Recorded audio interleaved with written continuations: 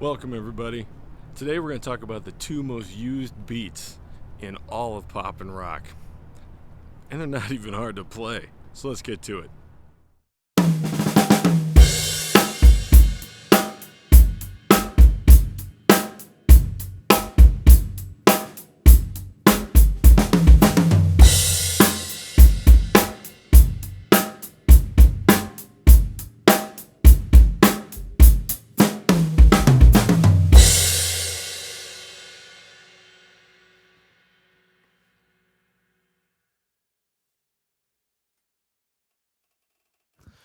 All right, so those, if you noticed, were two very simple beats. I played 4 bars of one, 4 bars of the other.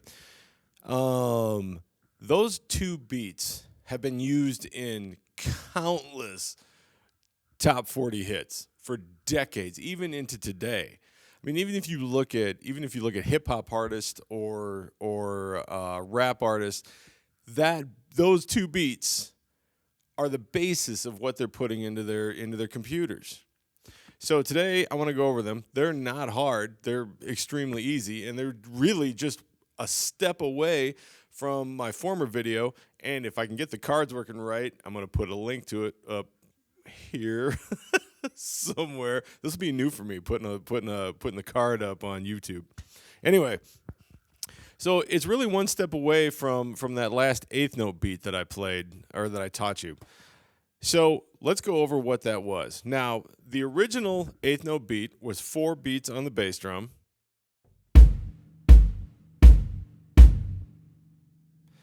where your bass drum plays beats 1, 2, 3, and 4.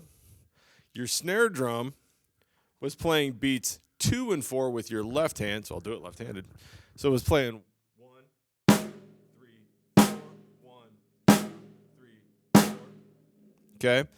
And if we're playing the ride cymbal, it's playing all eighth notes. Today, you heard me this morning, just a little bit ago, playing it on the hi-hat, okay? 1 and 2 and 3 and 4 and.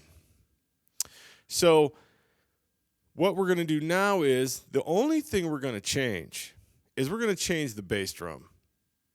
Instead of playing it on beats 1, 2, 3, and 4, it'll still be on beats 1 and 3, but the first beat that I'm going to teach is where you're going to, I call it a pulling beat. It's like when you hear this, it's pulling you to beat 3. And that's when you start the bass drum on the and of 2. So if you were going along, you'd be playing with your foot 1 and 2 and 3 and 4 and 1 and 2 and 3 and 4 and, okay? Sounds something like this.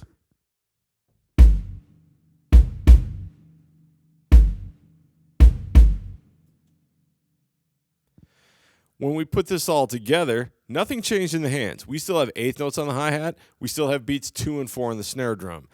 All we did was change up the bass drum just a little, okay? So this is how this would sound then.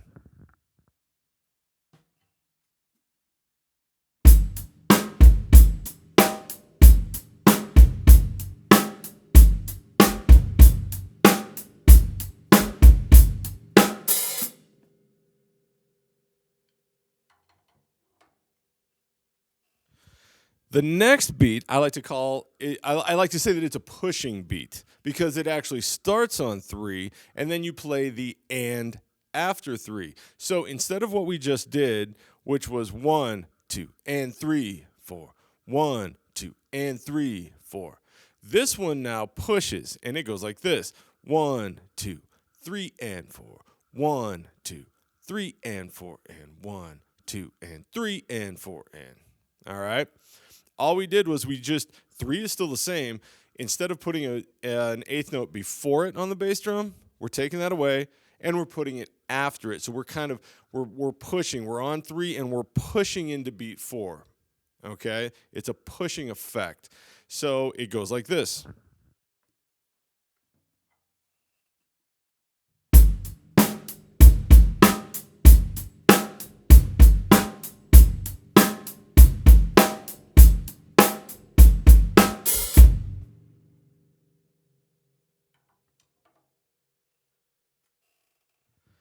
Now, there's not a lot to that. I mean, those two beats are incredibly simple, but the coolest part about those incredibly simple beats is that they work all the time.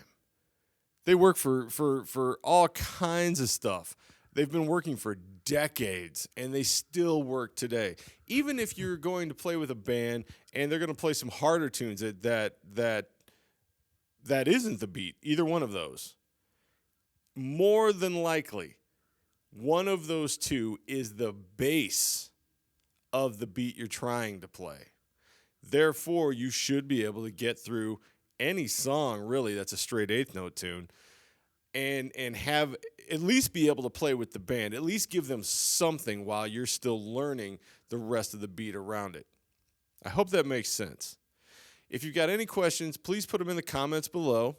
Also, if you found this helpful, please subscribe. Please hit the like button. That always helps us out. And until the next time, take care.